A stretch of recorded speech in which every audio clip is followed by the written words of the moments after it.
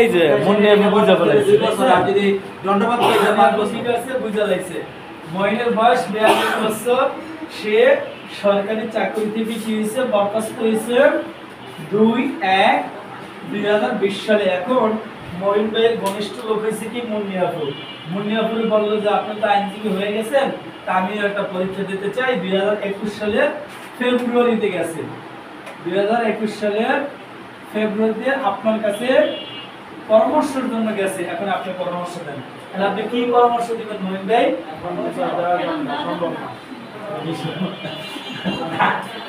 আইনটা বলেন ভাই, আইনটা বলেন না। 27-3 বিধি 27-3 অনুচ্ছেদ মোতাবেক আপনি কি করতে পারবেন, তাকে পরামর্শ দেবেন। কোনো ব্যক্তি যদি চাকরি থেকে যদি বরখাস্ত হয় তাহলে পরবর্তী 2 বছরের মধ্যে কি করতে পারবে না, পরীক্ষা দিতে পারবে না। পরবর্তী কত বছর?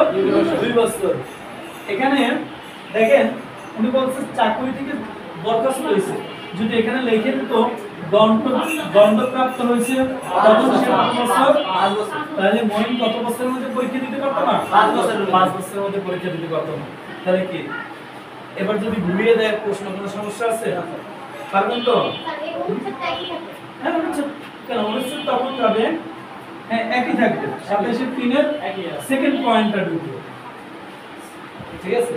পরবর্তী প্রথম পয়েন্টটা হচ্ছে চাকরি থেকে যদি বরখাস্ত হয় তাহলে পরবর্তী 2 বছরের মধ্যে এই স্যার এই যে দ্বিতীয় প্রশ্নটা আমার আইছিল স্যার। এখন কি স্যার আমি কি লিখবো 27-3 এর ক লিখবো যে কয়জন এই এর মধ্যে জানি প্রবলেমের ভিতরে? হ্যাঁ দণ্ডপ্রাপ্ত হলে আপনি 27-3 মোতাবেক 2টা পয়েন্ট লিখে দিবেন বা একটা পয়েন্ট লিখবেন, মেইন পয়েন্টটা। না স্যার এটা আমি বলতেছি স্যার যে মানে এই প্রবলেমেটিকটা আসলো, এখন কি আমি লিখবো যে 27-3 এর ক মোতাবেক নাকি স্যার 27-3 মোতাবেক তারপরে লিখবো 27-3 মোতাবেক লিখলেই হবে। কিন্তু এখানে পয়েন্ট দুইটা তো স্যার একটা কথা বুঝি, একটা লগা দণ্ডপ্রাপ্ত আর একটা লগা বরখাস্ত হইলো 2 বছর আর দণ্ডপ্রাপ্ত 5 বছর। প্রথমটা কোনটা? প্রথম দণ্ড বরখাস্ত। বরখাস্ত যদি আপনি চান তাহলে পদ দিতে পারেন, কিন্তু দরকার নেই। আপনি